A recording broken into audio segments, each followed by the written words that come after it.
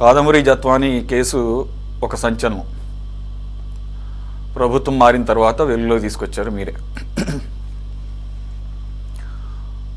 ఆవిడను ముంబై వెళ్ళి అక్రమంగా అరెస్ట్ చేసి కొంతమంది పోలీస్ పెద్దలు ప్రభుత్వ పెద్దలు చెప్పిన దానికి చట్టవిరుద్ధంగా ఎఫ్ఐఆర్ కూడా నమోదు కాకుండానే ఒకరోజు ముందుగానే ఫ్లైట్ టికెట్స్ బుక్ చేసుకొని వెళ్ళి తీసుకొచ్చారని చెప్పేసి మీరు కాదంబరి జత్వాని ఇచ్చినటువంటి ఫిర్యాదు మేరకు కేసు నమోదు చేసి సీనియర్ పోలీస్ ఆఫీసర్స్ ముగ్గురిని సస్పెండ్ చేశారు.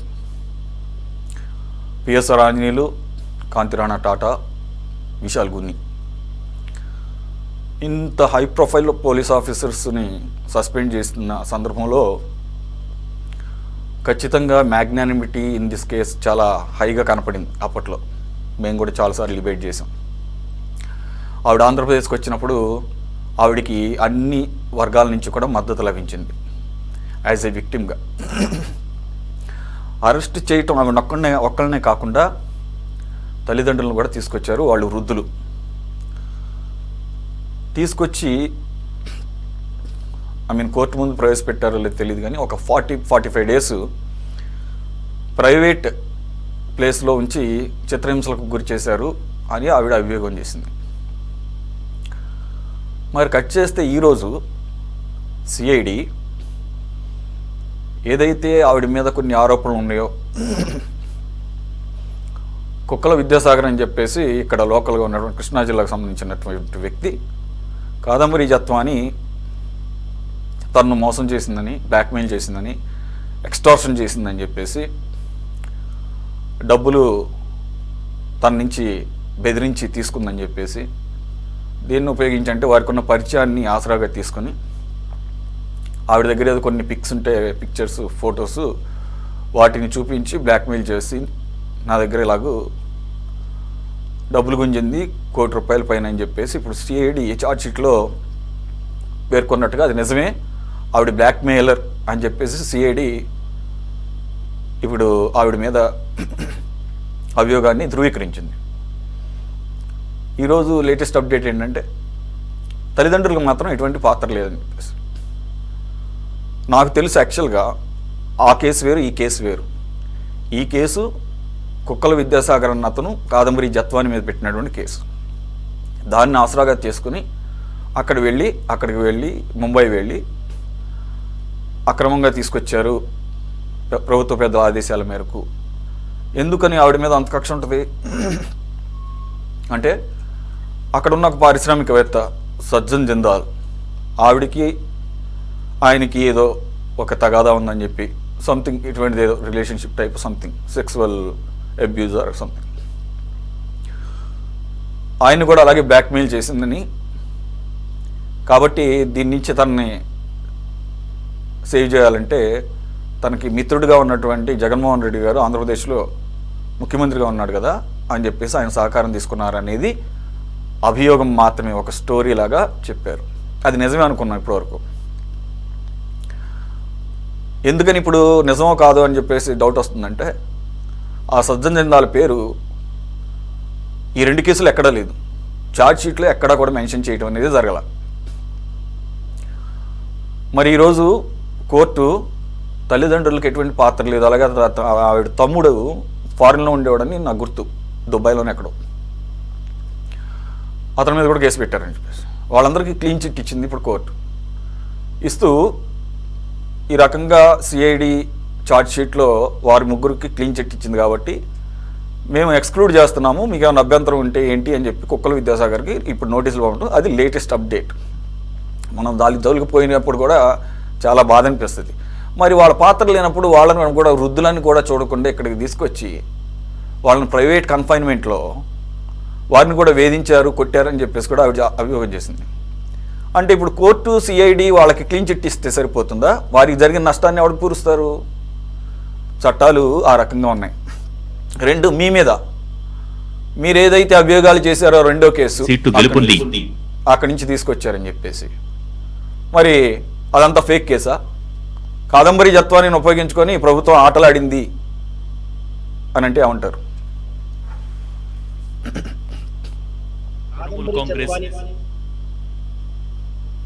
2021లో దీదీ నేతృత్వం సెక్రటరీ గారు ప్లీజ్ కంటిన్యూ.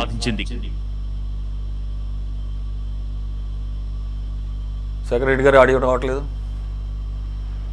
సార్, మీద మాట్లాడండి ఒకసారి.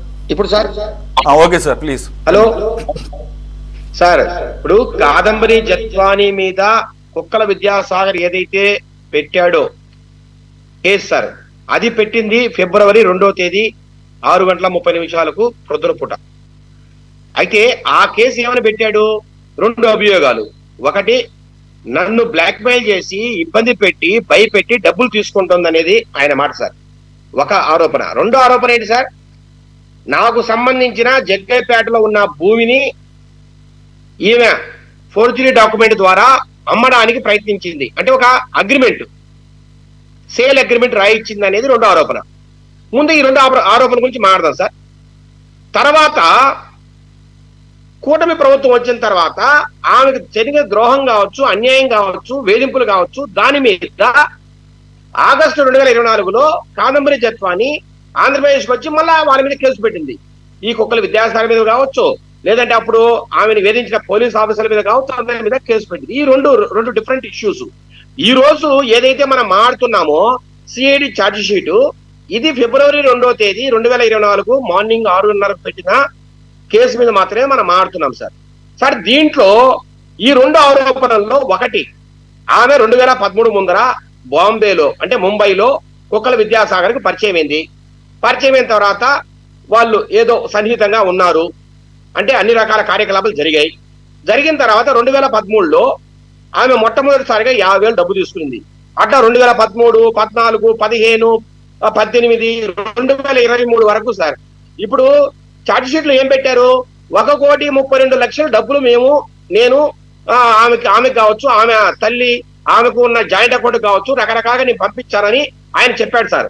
కానీ నేను ఛార్జ్ షీట్ చూస్తే 6,70,000 మాత్రమే కుక్కల విద్యాసాగర్ అకౌంట్ నుంచి ఆమెకు కావచ్చు, ఆమెకు ఆమె తల్లికి ఉన్న జాయింట్ అకౌంట్ కావచ్చు పోయిన మాట వాస్తవం. అంటే 1,32,00,000లో 6,70,000 మాత్రమే పోయాయి. మిగతా డబ్బులు నేను విత్డ్రా చేసి నా అకౌంట్ నుంచి ఆమెకు డబ్బు రూపంలో పంపించారని ఆయన వాంగ్మూలం ఇచ్చాడు. అంటే సిఐడి కూడా ఆయన అదే చెప్పాడు. సిఐడి కూడా అదే రాసి అక్కడ అదే ఏదైతే ఆయన చెప్పాడో దాన్ని ఛార్జ్ షీట్ లో పొందుపరిచింది. అంటే ఇది నిజంగా ఈ డబ్బును ఆయన విత్డ్రా చేసిన తర్వాత ఆమెకు ఇచ్చాడో లేదో తుర్వాలకరక.